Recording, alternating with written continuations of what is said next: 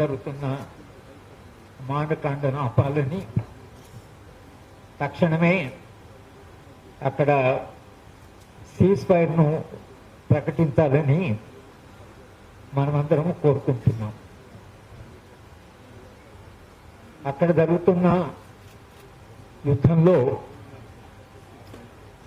యుద్ధంలో ఉన్న Maoist party, అలాగే బస్తర్ ప్రభుత్వమే కాక అక్కడ లక్షలాది ఆదివాసీ జీవితాలు నిరంతరంగా ఒక భయంలో,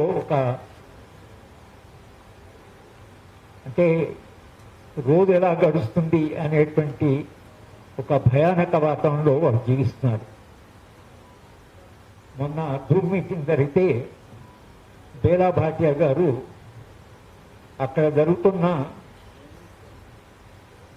ఆ భయానక వాతావరణాన్ని ఆమె చెబుతూ, ఎప్పుడు బ్రేక్ డౌన్ అవుతుందా, ఎప్పుడు కళ్ళ నీళ్ళు పెట్టుకుంటుందా, ఎందుకంటే అక్కడ ఆమె జీవిస్తున్నారు. మనందరినీ కూడా ఆమె అడిగింది ఏమిటంటే, 25 ఏళ్ళుగా అక్కడ ప్రజలు నిరంతరంగా ఒక అనిశ్చిత పరిస్థితిలో, ఒక భయానకమైన వాతావరణంలో బ్రతుకుతున్నారు. వాళ్ళ గురించి ఆలోచించండి. పిల్లలు, వృద్ధులు, మహిళలు, అక్కడ జీవితం ఎలా ఉంది, వాళ్ళు ఎలా జీవిస్తున్నారు అనేటువంటి ఇది మాత్రమే మన రెఫరెన్స్ పాయింట్. శాంతి చర్చల గురించి మనం మాట్లాడుతున్నామంటే, శాంతి చర్చల్లో ప్రత్యేకంగా ప్రధానంగా అక్కడ ఉండే ఆదివాసీల జీవితాన్ని గురించి మనం మాట్లాడుకుంటున్నాం. శాంతి కావాలి అని అంటే అదేమి అంటే శాంతి అంటే అది ఒక మరణప్రాయమైన శాంతి కాదు. శాంతి అంటే ఒక సజీవమైన శాంతి. మనం అడుగుతున్నది ఏమిటంటే, శాంతి చర్చలంటే ఈ లా అండ్ ఆర్డర్ మిషనరీగా శాంతి భద్రత సమస్యగా కాకుండా, ఎంతకాలం మిలిటరీ బలగాల్ని, పోలీస్ బలగాల్ని ఉపయోగించడం కాకుండా, అక్కడ ఎన్నికైనటువంటి ఒక ప్రభుత్వం ఉంది, ఒక ముఖ్యమంత్రి ఉన్నాడు, ఎమ్మెల్యేలు ఉన్నారు, వీళ్ళంతా ఎన్నుకున్నబడ్డ వాళ్ళు, ఒక రాజకీయ ప్రక్రియ ఉంది. శాంతి కాలంలో ఒక రాజకీయ ప్రక్రియని కేవలము శాంతి భద్రత లేదా లా ఎన్ఫోర్సింగ్ ఏజెన్సీని ఉపయోగించడమే కాకుండా, ఎన్నికైన ప్రతినిధులు ప్రజల దగ్గరికి వెళ్ళడం, ఆదివాసులు ఏం కావాలని అడగడానికి ఇది ఒక అవకాశం. ఇవాళ ప్రజాప్రతినిధులు వెళ్ళాలంటే అక్కడ ఒక యుద్ధ వాతావరణం ఉంది కాబట్టి వాళ్ళు ప్రజల దగ్గరికి వెళ్ళడానికి వెనక ముందు కావచ్చు. కానీ ఒక శాంతియుత వాతావరణం వస్తే, ఒక రాజకీయ ప్రక్రియ ప్రారంభమవుతే, రాజకీయ ప్రతినిధులు ఆదివాసులు ఏం కావాలంటున్నారు, ఆదివాసులు దేని కొరకు పోరాటాలు చేస్తున్నారు, లేదా ఎందుకొరకు ఇంతకాలంగా బస్తరు ఈ పోరాటాన్ని నిరంతరంగా కొనసాగిస్తుందనే ప్రశ్న కూడా ఉన్నది. అంటే ఇవాళ కేవలం మావోయిస్ట్ పార్టీయే కాదు, 50 ఏళ్ళుగా అక్కడ ఒక పార్టీ పోరాటం చేస్తుండొచ్చు, కానీ ఆదివాసీలు 200 ఏళ్ళుగా పోరాటాలు చేస్తున్నారు. 150 ఏళ్ళ కింద బిర్సా ముండా తిరుగుబాటు జరిగింది. అంటే 150 ఏళ్ళ నుంచి ఈ మధ్య ఆయన 150 ఏళ్ళ ఒక యానివర్సరీ కూడా సెలబ్రేట్ చేశారు బిర్సా ముండా గారు. బిర్సా ముండా ఇవి అత్యంతమైన గౌరవమైన ఒక ఆదివాసీ నాయకుడిగా మొత్తం సమాజం గౌరవిస్తున్నది. కనుక అప్పటి నుంచి పోరాటాలు జరుగుతున్నాయి. స్వాతంత్రోద్యమ కాలంలో సమాంతరంగా ఆదివాసీ పోరాటాలు జరిగాయి. ఆదివాసులు ఆత్మగౌరవం, వాళ్ళ అడవి, వాళ్ళ జీవన విధానము, వాళ్ళ విలువలు, వాటి కొరకు వాళ్ళు నిరంతరంగా వాటికి నిలబడ్డారు. వాటి కొరకు మన కొమ్మరం భీమే కావచ్చు, అల్లు తరం బిర్సా ముండానే కావచ్చు. ప్రభుత్వాలని మనం అడుగుతుందంటే, ఇంతకాలంగా ఈ పోరాటాలు ఎందుకు జరుగుతున్నాయి అనేది ఒకటి. ఈ పోరాటాల ఫలితంగా, అంటే స్వాతంత్రోద్యమ కాలంలో సమాంతరంగా జరిగిన పోరాటాల ఫలితంగా ఆదివాసీలు తమకు అంటూ సాధించుకున్న హక్కుల్లో భారత రాజ్యాంగంలోని షెడ్యూల్ 5, షెడ్యూల్ 6, షెడ్యూల్ 5లో భారత రాజ్యం వాళ్ళ ప్రియాంబుల్ను మనందరం చదివాం. ఆ భారత రాజ్యాంగంలో మన ఆదివాసులకు చేసినటువంటి వాగ్దానం ఏమిటి? ఆ షెడ్యూల్ 5లో ఆదివాసీల అనుమతి లేకుండా రాజ్యము అడవిలో ప్రవేశించకూడదు. ఎమినెంట్ డొమైన్ అని ఒకటి పెట్టుకున్నారు. బిడి శర్మ గారు నిరంతరంగా చెప్పారు ఈ ఎమినెంట్ డొమైన్ అనేది కూడా తీసేయవలసిందే. ఎమినెంట్ డొమైన్ అంటే ప్రజల అవసరాలకి ఒకవేళ ఖనిజాలు అవసరమైతే ప్రజా ప్రయోజనం కొరకు ప్రభుత్వం అక్కడికి ఆదివాసి ఒకవేళ బంగాలు తీసుకుంటే ఆదివాసీల యొక్క అనుమతితో పోవచ్చు అనేటువంటి షెడ్యూల్ 5 యొక్క దాని స్ఫూర్తి.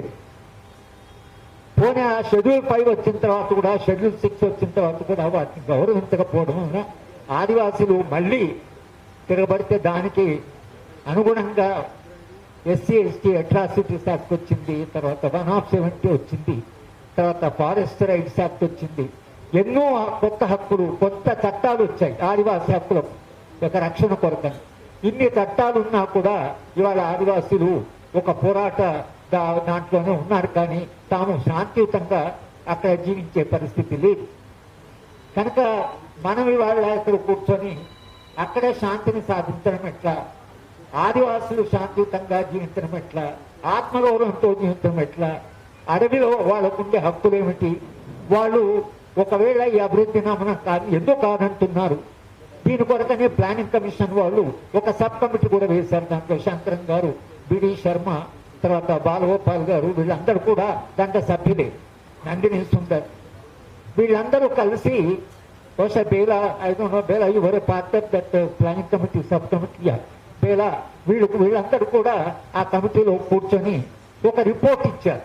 ఏం చేస్తే అక్కడ శాంతి వస్తుంది, అక్కడ సమస్యలు ఏమిటి అనేది వాళ్ళు రాసి ప్లానింగ్ కమిషన్ వేసినటువంటి ఒక సబ్ కమిటీ ఇచ్చిన ఒక రిపోర్ట్ ఉంది. ఆ రిపోర్ట్ ఇంతవరకు బయటికి రాలేదు. ఆ రిపోర్ట్ను ఖాతరు చేయలేదు. ఇవాళ మనం సభాముఖంగా డిమాండ్ చేసినట్టే ప్లానింగ్ కమిషన్ సబ్ కమిటీ ఇచ్చినటువంటి రిపోర్ట్ను పరిశీలించండి. దాంట్లో వాళ్ళు సమస్యలని చెప్పారు, కారణాలని చెప్పారు, పరిష్కార మార్గాలు చెప్పారు. కనుక శాంతి కావాలంటే ఒక రాజకీయ ప్రక్రియ ద్వారా రావాలి. నేను ఎక్కువ మాట్లాడకూడదు అనుకుని ఓపెనింగ్ రిమార్క్ చేస్తున్నాను. అంబేద్కర్ గారు ఆయన ప్రజాస్వామ్యాన్ని నిర్వచిస్తూ ఒక ప్రామాణికమైన నిర్వచనం ఇచ్చాడు ప్రజాస్వామ్యాన్ని. ఆయన ఏమన్నా అంటే democracy is a governance which is to bring about radical revolutionary transformation in the social and economic life of people without blood shed. ఇదే ఆయన చెప్పింది. అంటే రక్తపాతం లేకుండా సాధారణమైన మనుషుల జీవితంలో మౌలికమైన సామాజిక ఆర్థిక జీవనంలో మౌలికమైన మార్పులు తీసుకొచ్చేదే ప్రజాస్వామ్యం. ఆ బ్లడ్ షెడ్ అనేది ఏదైతుందో రక్తపాతం లేకుండా, అంటే రక్తపాతం లేకుండా మీరు సమాజంలో మౌలికమైన మార్పులు తీసుకురావడమే ప్రజాస్వామ్యం. అంటే ఇవాళ బస్తర్లో జరుగుతున్న దాన్ని ఒక రకంగా ఆయన ఊహించారు. కనుక ఇలాంటిది లేకుండా మనము ఇవాళ బస్తర్లో శాంతిని సాధించడం ఎట్లా, శాంతి సాధించి ప్రజల యొక్క మౌలిక సమస్యలు ఏవైతున్నాయో అవి చర్చకొచ్చి దానికి భారత ప్రభుత్వము శాంతి చర్చలు జరుపునే మనం అడుగుతున్నామంటే, భారత ప్రభుత్వాన్ని మనమే అడుగుతున్నామంటే, ఒకవైపు ఇవాళ విప్లవ పార్టీ మేము చర్చించడానికి సిద్ధంగా ఉన్నామన్నారు. మీరు ఆ చర్చలకు సిద్ధంగా ఉందని మీరు ఎలా చేస్తారో మొడాలిటీ ఏంటో మీరు దాన్ని డెవలప్ చేయండి, కానీ మాట్లాడండి. కానీ అట్లా మాట్లాడమే కాకుండా ఆదివాసులతో మాట్లాడండి, గ్రామాలకు వెళ్ళండి. ఎమ్మెల్యేలు మీరందరూ గ్రామాలకు వెళ్ళి అడగండి అక్కడ ఏం సమస్య అని, ప్రజలు ఏం కోరుకుంటున్నారో వినండి. ఆ వినడమే శాంతి, ఆ రాజకీయ ప్రక్రియనే శాంతి. కనుక శాంతి అంటే క్రియాత్మకంగా, సృజనాత్మకంగా, రాజకీయంగా, ప్రజాస్వామ్యంగా, మానవీయంగా ఆదివాసుల సమస్యను పరిష్కరించడం. అభివృద్ధి నమూనాలో ఏమైనా వాళ్ళు నిజంగానే దాంట్లో అభ్యంతరం, ఈ అభివృద్ధి నమూనాను కూడా పరిశీలించండి. ఈ అభివృద్ధి నమూనా కాకుండా ఇంకా ఆల్టర్నేటివ్ ఆలోచించండి. చరిత్రలో ఒకటే అభివృద్ధి నమూనా ఉంటుంది, చరిత్రలో చాలా పరిష్కార మార్గాలు ఉంటాయి. శాంతియుత పరిష్కార మార్గాల కొరకు వెతకండి అని ప్రజల తరఫున, పౌర సమాజం తరఫున ఇవాళ మన మధ్యన అక్కడ ప్రజల మధ్యన బతుకుతున్న వాళ్ళు బేలా భాగ్య కానీ, సోదీశ్వరి కానీ, ఆమె చాలా చాలా అంటే ఆమె సోనీశ్వరి గారు రాజ్య హింస గురి అయ్యారు. బేలా భాగ్య 25 ఏళ్ళుగా అక్కడ ఆమె జీవిస్తున్నా. ఆమె చాలా క్వాలిఫైడ్, చాలా సుఖంగా జీవించే అవకాశం చాలా ఉన్నాయి. ఆమె కావాలనుకుంటే ఎక్కడైనా ఆమెకు ఒక అవకాశం వస్తుంది. ఆమెకుండే క్వాలిఫికేషన్, ఆమె రాసిన పుస్తకాలు చూస్తే ప్రామాణికమైన పుస్తకాలు రాశారు. కానీ వాళ్ళు అక్కడ ఉండి వాళ్ళతో జీవిస్తూ వాళ్ళ కష్టాలను చూస్తూ నిరంతరంగా వాళ్ళ తరఫున రాజ్యానికి రిప్రజెంటేషన్ చేస్తూ ఆమె అక్కడ పోరాటం చేస్తున్నారు. వాళ్ళిద్దరిని కూడా మన వాళ్ళ పిలిచాం. మనం పిలుస్తూనే వాళ్ళు వచ్చారు. అక్కడ జరుగుతున్న వాటి గురించి చెప్తారు. ఇక కూర్చున్న వాళ్ళందరూ కూడా మనము చేయగలిగింది ఏమిటంటే ఒక విస్తృతమైన ప్రజాభిప్రాయాన్ని, పౌర సమాజాన్ని కాస్త మనం యాక్టివేట్ చేసి విస్తృత ప్రజాభిప్రాయం ఉంటే అది తెలంగాణ అంటే అప్పుడు ఉమ్మడి ఆంధ్రప్రదేశ్లో చేసిన శాంతి చర్చల్లో కోదండరామ్ గారు ఉన్నారు, నేనున్నాను, శంకరం గారు ఉన్నారు, బాలగోపాల్ ఉన్నారు, పొత్తూరు గారు ఉన్నారు, తారకం గారు ఉన్నారు. వీళ్ళందరూ కూడా శాంతి చర్చలో 15 మందిని 10 సంవత్సరాలు ప్రయత్నం చేస్తే శాంతి చర్చలు జరిగాయి. నిన్నెవరో ఒక ఆయన ఉత్తరంగా శాంతి చర్చలు అంటే వాళ్ళు బలపడతారు, వాళ్ళ ఆయుధాలు సమకూర్చుకుంటారు. అది ఒకటేందుకు కాదు, ఇటువైపు వాళ్ళు మాత్రం కూడుకుంటారా? ప్రజలు ఉన్నారు కదా, శాంతి ఉంటే ప్రజలు బలపడతారు కదా, ప్రజలు తమకు ఏం కావాలో చెప్తారు కదా.